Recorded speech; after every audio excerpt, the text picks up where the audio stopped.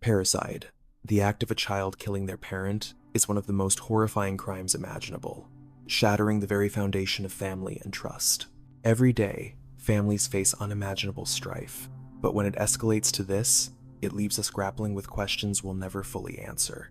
These stories are heartbreaking and dark, yet they draw us in because they force us to confront the hidden fractures in human relationships.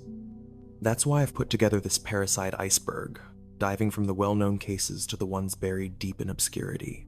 First and foremost, my deepest sympathies go out to the victims, their families, and everyone touched by these tragedies. May they find peace amid the pain. I want to make that clear right up front. With that said, let's ease into this iceberg. We'll begin at the surface with Tier 1, the infamous cases that gripped the world, sparked endless debates, and became etched in our cultural memory. Starting with the Menendez Brothers. On the night of August 20th, 1989, police raced to a Spanish-style mansion in Beverly Hills after a frantic 911 call. Inside, Jose Menendez, who was an influential entertainment executive, and his wife, Kitty, had been shot at close range and left dead on the family room couch. The weapons were shotguns. The scene was brutal and personal. Jose had been shot point blank in the back of the head. Kitty had tried to crawl away, leaving a trail of blood across the floor before the killers reloaded and finished her off. The crime scene told investigators one clear thing. Whoever did this wanted them dead, and they wanted to make sure of it.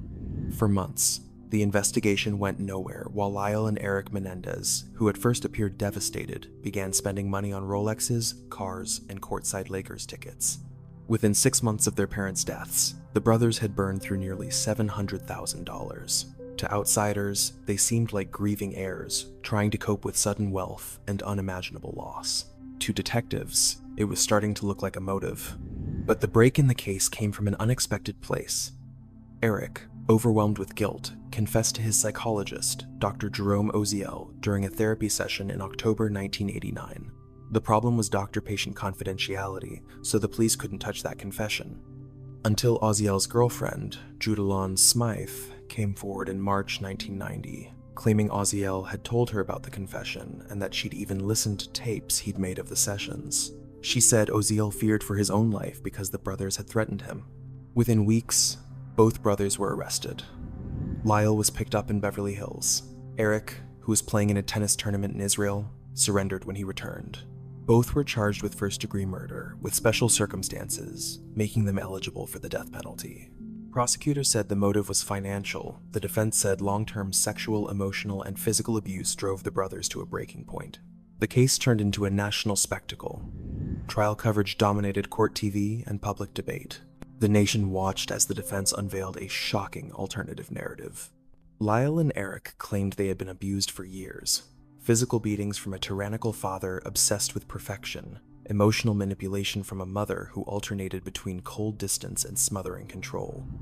And according to Eric, ongoing sexual abuse by their father that began when he was just 6 years old and continued into his teenage years. The brothers took the stand and testified in graphic detail. Eric described being sexually assaulted repeatedly by his father, often while his mother turned a blind eye. He said he finally told Lyle about the abuse just days before the murders. Lyle testified that he confronted their father, and Jose responded with rage and threats. The brothers claimed they genuinely believed their parents were going to kill them to keep the family secrets buried, so they said they acted in self-defense, fueled by fear and desperation. The prosecution painted a different picture. They argued the abuse claims were fabricated, a desperate attempt to avoid responsibility, and manufactured with the help of defense attorneys Leslie Abramson and Jill Lansing. They pointed to the brothers' lavish spending spree and the cold, calculated way they purchased shotguns, drove to their parents' home, and reloaded their weapons mid-attack. They emphasized that Kitty Menendez had been shot in the face at close range after trying to escape. What kind of self-defense looked like that? The first trial, which began in 1993, ended in hung juries for both brothers. Jurors were split, unable to reconcile the horror of the murders with the possibility that the victims themselves had been monsters. Some jurors believed the abuse claims completely, while others thought the brothers were lying. The deadlock meant starting over. The second trial in 1995 was different. Judge Stanley Weisberg limited testimony about abuse, ruling that much of it was hearsay or irrelevant. This meant that the defense couldn't present their case with the same emotional power, and this time the jury convicted both brothers of first-degree murder with special circumstances. The death penalty was taken off the table, but Lyle and Eric Menendez were sentenced to life in prison without the possibility of parole. They were sent to separate prisons initially, unable to see each other for years. In 2018, they were reunited at Richard J. Donovan Correctional Facility in San Diego, where they remain today. Both have married while in prison. Both continue to maintain that they were abused and that they acted out of fear, not greed. In recent years, their sentences were revisited. The conviction stands. But resentencing efforts in 2024 to 2025 produced revised sentences 50 to life, which made them eligible for parole hearings in 2025, hearings at which parole was ultimately denied. The Menendez saga keeps evolving, and every new hearing reopens the same question: victims who snapped, or cold-blooded killers who weaponized trauma. Lizzie Borden. If the Menendez case divided a modern courtroom, this next one has divided historians for more than a century. On the morning of August 4th, 1892, in the quiet mill town of Fall River, Massachusetts, someone took an axe to Andrew Borden and his wife Abby. The day started normally enough. Andrew, a wealthy but notoriously miserly businessman worth nearly $500,000, went out to run errands. Abby, Lizzie's stepmother, went upstairs to the guest bedroom to change linens. The family maid, Bridget Sullivan, was outside washing windows in the sweltering summer heat. Around 11 a.m., Andrew returned home and lay down on the living room sofa for a nap. Unfortunately, he never woke up. Someone struck him 11 times with an axe or hatchet, nearly splitting his face in half. Abby had already been dead for over an hour, lying in a pool of blood upstairs in the guest bedroom, her skull shattered by 19 blows. The brutality was staggering. Blood soaked the floorboards. Brain matter splattered the walls. Whoever did this had to be covered in it, drenched in evidence.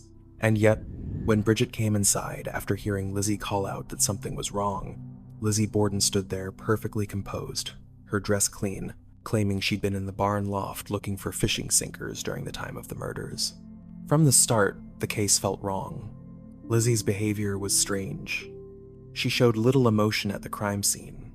When neighbors arrived to comfort her, she seemed more annoyed than devastated. Her stories kept changing. First, she said Andrew had been killed while she was in the barn. Then she said she'd briefly come inside but hadn't seen anything. She claimed she didn't check on Abby because she thought her stepmother had gone out to visit a sick friend. The investigation quickly focused on Lizzie. She had motive. She despised her stepmother and resented her father's tight control over money. Andrew had recently changed his will, and Lizzie feared losing her inheritance. There were rumors of a family dispute over property Andrew had given to Abby's relatives. And just days before the murders, Lizzie had tried to buy prussic acid, a deadly poison, from a local pharmacy, claiming she needed it to clean a fur cape. The pharmacist refused. Then there was the dress. 3 days after the murders, while police were actively investigating and suspicion swirled around her, Lizzie burned a dress in the kitchen stove.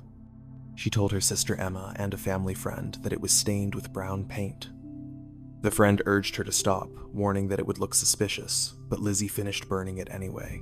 The murder weapon, a hatchet with a broken handle, was found in the basement, but the handle itself had been freshly broken off and was never recovered. Was it destroyed to hide evidence? The blade had been cleaned, possibly with ashes, making it impossible to test for blood. Lizzie was arrested on August 11th and charged with 3 counts of murder, 1 for Andrew, 1 for Abby, and 1 for both together. The trial began on June 5th, 1893, and became a national sensation. Some saw Lizzie as a refined, church-going spinster from a respectable family, utterly incapable of such savage violence. Women's groups rallied to her defense, arguing that a Victorian lady of her standing couldn't possibly commit such a masculine crime. The idea of a woman wielding an axe with enough force to split a skull seemed absurd to many. Others saw a cold, calculating daughter who resented her stepmother, feared losing her inheritance, and snapped. They pointed to her contradictory statements, her strange behavior, and her attempt to destroy evidence. But the prosecution struggled to build an airtight case. The prosecution couldn't place the axe in Lizzie's hands beyond a reasonable doubt. Defense attorney George Robinson played into this brilliantly, portraying Lizzie as a delicate Christian woman being railroaded by an overzealous police force. On June 20th, 1893, after just 90 minutes of deliberation, the jury returned a verdict: not guilty on all counts. Lizzie was free. She returned to Fall River, but life was never the same. She bought a large Victorian house on the hill called Maplecroft, away from the old neighborhood and its prying eyes. She lived there with her sister Emma for years, though the two eventually had a falling out and Emma moved away. Lizzie never got married. She rarely spoke about the murders. She was shunned by former friends and became increasingly isolated. She changed her name to Lizbeth and developed a passion for theater, befriending a young actress named Nance O'Neill and hosting lavish parties that scandalized conservative Fall River. She lived quietly but comfortably off her inheritance until her death from pneumonia on June 1st, 1927. She was 66 years old. 9 days later, Emma died as well. Lizzie left her estate to animal welfare charities. She was buried in the family plot next to her father and stepmother, and she was never formally cleared in the court of public opinion. To this day, the case never stopped generating theories: motive, opportunity, evidence lost or suppressed. It all feeds an American true crime myth that still fascinates us today. Sarah Johnson. Not every case on this tier is over a century old. Some are shockingly recent, and they hit just as hard. In the early morning hours of September 2nd, 2003, in the small resort town of Bellevue, Idaho, someone crept into the master bedroom of the Johnson family home and fired a rifle, twice. Diane Johnson, a loving mother and hotel manager known for her warmth and kindness, was killed instantly by a shot to the chest. Her husband Alan, who went by his middle name James, was also shot in the chest and killed. Their 16-year-old daughter, Sarah, was in the house. When police arrived just after 6 a.m., she was hysterical, claiming an intruder had broken in during the night. Bellevue is a tiny town of about 2,000 people, nestled in the mountains near Sun Valley. It's the kind of place where people don't lock their doors, where everyone knows everyone. A double homicide was unthinkable. The community was stunned. But almost immediately, the story didn't hold up. Investigators found no forced entry, but they did find Sarah's behavior suspicious from the start. She seemed more concerned with contacting her boyfriend, a 19-year-old Mexican immigrant named Bruno Santos, who worked as a groundskeeper, than with processing the fact that her parents had just been murdered. Investigators soon learned that Alan and Diane had discovered Sarah's secret relationship with Bruno over the summer. They were furious, especially because Bruno was older. He was an undocumented immigrant, and the relationship was serious in a way that terrified them. Sarah, a high school student with good grades and a bright future, was talking about marriage. She was sneaking out at night and lying constantly. Her parents laid down an ultimatum: end the relationship or they would report Bruno to the authorities. Sarah was enraged. She felt her parents were controlling and racist. She believed they would never understand her love for Bruno, and she started planning. In the days before the murders, Sarah's behavior became increasingly withdrawn, and on the night of September 1st, she waited until her parents were asleep, retrieved a rifle from the home, and walked into their bedroom to carry out her plan. Soon, investigators found physical evidence linking Sarah to the scene: a discarded bathrobe and a latex glove with trace evidence and DNA tying her actions to items placed in the trash, and forensic tests that the prosecution said matched the crime scene. Sarah was arrested on September 23rd, 2003, just 3 weeks after the murders. She was charged as an adult with 2 counts of first-degree murder. The trial began in February 2005, and it captivated the region. Here was a beautiful, all-American teenager accused of executing her parents in cold blood over forbidden romance. The prosecution argued that Sarah Johnson was a spoiled, narcissistic teenager who valued her relationship with Bruno more than her parents' lives. They presented the forensic evidence methodically, every single piece of evidence. They argued that Sarah had carefully planned the murders, waited for the perfect moment, and then tried to cover her tracks. The defense painted her as a naive girl caught in a nightmare, insisting the evidence was circumstantial and that police had rushed to judgment. They suggested an unknown intruder could have committed the crime. They argued that Sarah's behavior after the murders was consistent with shock and trauma, not guilt. But they couldn't explain away the physical evidence. On March 16th, 2005, after 12 hours of deliberation, the jury returned guilty verdicts on both counts of first-degree murder. Sarah burst into tears as the verdict was read. She was 18 years old. At sentencing, she received concurrent life sentences with an additional firearm enhancement. Her conviction has survived multiple appeals and post-conviction petitions. Her case was featured on Dateline, NBC, 48 Hours, and countless true crime podcasts. It became a symbol of teenage entitlement, forbidden love, and the darkest possible outcome when a family conflict spirals out of control. Bruno Santos was never charged. He cooperated with investigators and was eventually deported to Mexico. Today, Sarah Johnson is incarcerated at the Pocatello Women's Correctional Center in Idaho. She's now in her late 30s, and she continues to insist that she's innocent, that the real killer was never found, and that she's the victim of a rush to judgment in a small town that needed someone to blame. But the evidence tells a different story, a story of a teenager who chose murder over compromise. The case remains a study in teenage motive, forensic reconstruction, and a long series of appeals. Christopher Porco. If Sarah Johnson's case felt like a nightmare born from teenage rebellion, this next one felt like something ripped from a horror movie. On November 15, 2004, emergency responders were called to a quiet suburban home in Del Mar, New York. Inside, they found 52-year-old Peter Porco, a respected law clerk, lying near the front door, dead from catastrophic head wounds. Upstairs, his wife Joan was still alive, but critically injured. Her skull fractured, her face and jaw shattered. She was barely clinging to life. Investigators would later determine that both had been attacked in their sleep with a heavy-bladed axe or similar tool. In a detail that makes this case eerie is that Peter had somehow managed to get out of bed after the assault. He walked downstairs, loaded the dishwasher, retrieved the newspaper, and began his morning routine before finally collapsing and dying in the hallway. Doctors later explained this as a phenomenon where the brain continues to operate on autopilot, following deeply ingrained routines even after severe trauma.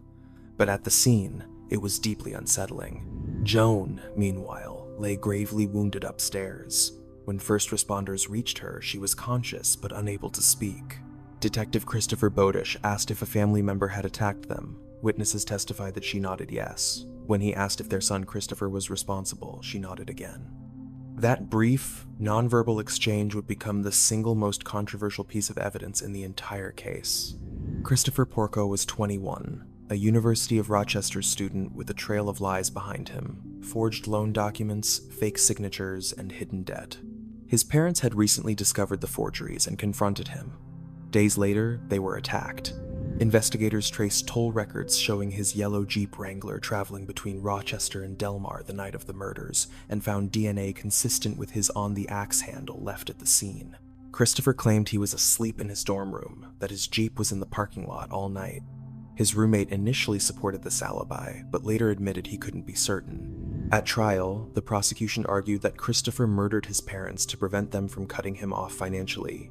The defense countered that the case relied on circumstantial evidence and that Joan's nod identification was unreliable given her traumatic brain injury. Basically, the case hinged on Joan. After surgery and weeks of recovery, she recanted her earlier identification.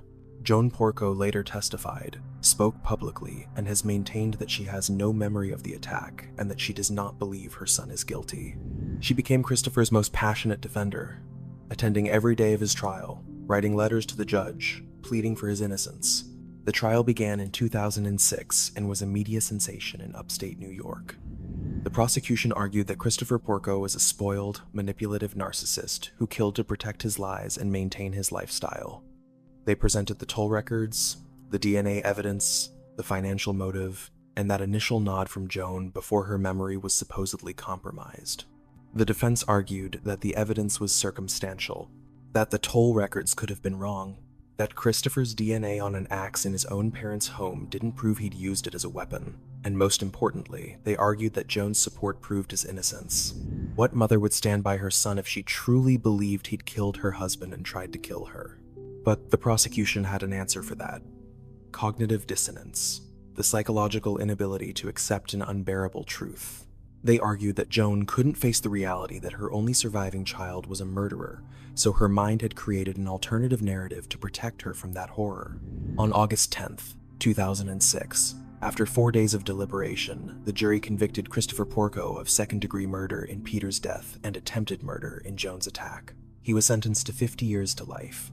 He showed no emotion as the verdict was read. Christopher has maintained his innocence from prison, filing multiple appeals, all of which were denied. Jones still believes in him. She visits regularly and has written victim impact statements defending him, insisting the wrong person was convicted. She's spent her retirement years advocating for his release, convinced that an intruder killed her husband and tried to kill her, and that police rushed to judgment against her son. But the courts have repeatedly upheld his conviction. Christopher Porco remains behind bars at Clinton Correctional Facility in New York, leaving the case as one of the most haunting examples of parricide in modern America. A son condemned largely by evidence his own mother once, perhaps unconsciously, gave. Kip Kinkel. Before the 2000s, one of the most chilling parricide cases in modern America came from a quiet suburb in Oregon. The cases we've covered so far follow a certain pattern: a crime committed in private, a family destroyed behind closed doors. But this last case broke that pattern in the most horrifying way possible. May 20th, 1998, Springfield, Oregon. 15-year-old Kipland Philip Kinkel, known as Kip, woke up in his family's suburban home and made a decision. His parents, Bill and Faith Kinkel, were both beloved Spanish teachers at the local high school.